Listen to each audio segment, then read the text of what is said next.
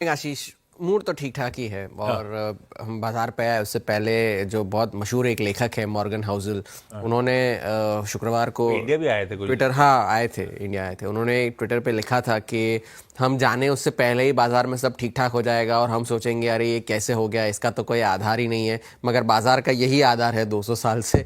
तो वैसा ही कुछ प्ले आउट हो रहा है पिछले 2-3 हफ्तों से, क्योंकि यूएस के बाजारों ने शुक्रवार को जो तेजी देखने मिली उससे जो ट्रम्प टैरिफ्स के जितने भी नुकसान थे जो अप्रैल के पहले हफ्ते में आए थे वो सारे के सारे रिकवर कर लिए और अब उससे तो ज़्यादा ही उस स्तरों पर कामकाज हो रहा है। अगर आप देखें तो डाउ 1 से 8 अप्रैल के बीच में 10% गिरे थे, नैस्डैक और S&P 500 भी उतने ही गिरे थे, लेकिन 9 अप्रैल के बाद से अगर आप देखेंगे तो 10 से लेकर 20% की तेज़ी हमें इन तीनों बेंचमार्क्स में देखने मिल रही है। तो एक आउट परफॉर्मेंस जो है पिछले 2-3 हफ्तों में हमें देखने मिल रहा है, इस उम्मीद पर कि डील्स हो जाएंगे या तो फिर टैरिफ जो है वो वापस ले लिए जाएंगे। ऐसा तो नहीं होने वाला, क्योंकि अभी अभी डोनाल्ड ट्रंप ने ये भी कहा है कि इस हफ्ते शायद कुछ डील्स के अनाउंसमेंट्स हो जाए। उन्होंने देश का नाम तो नहीं लिया, मगर कहा तो है कि इस हफ्ते शायद जो है डील्स के अनाउंसमेंट हो जाए। तो इस वजह से 9वें दिन की तेजी S&P 500 और डाउ जोन्स में हमें शुक्रवार को देखने मिली और ये 20 सालों की सबसे लंबी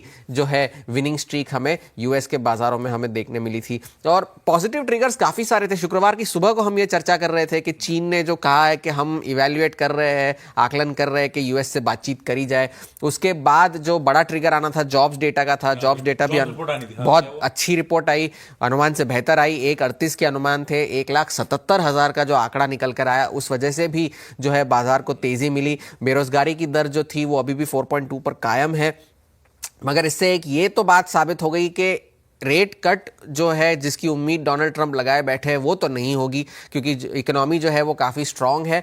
मगर इससे एक तो ये बात साबित हो गई कि रिसेशन के जो डर लगे हुए थे वो शायद थोड़े से कम हो जाए। और वॉल स्ट्रीट जर्नल की भी एक रिपोर्ट आई थी कि चीन जो है फेंटेनिल की जो शिकायतें थी डोनाल्ड ट्रंप की, उसको भी एड्रेस करने की जो है कदम उठा रहा है। और डोनाल्ड ट्रंप ने कल ये भी कहा कि मैं सोचूंगा कि चीन को लेकर जो टैरिफ लगे हैं वो कम किए जाए थोड़े से, क्योंकि अब ये इस स्तर पर आ गया है कि दोनों देशों के बीच में कारोबार ही नहीं हो रहा है, व्यापार ही नहीं हो रहा, तो थोड़ा सा कम कर सकते हैं।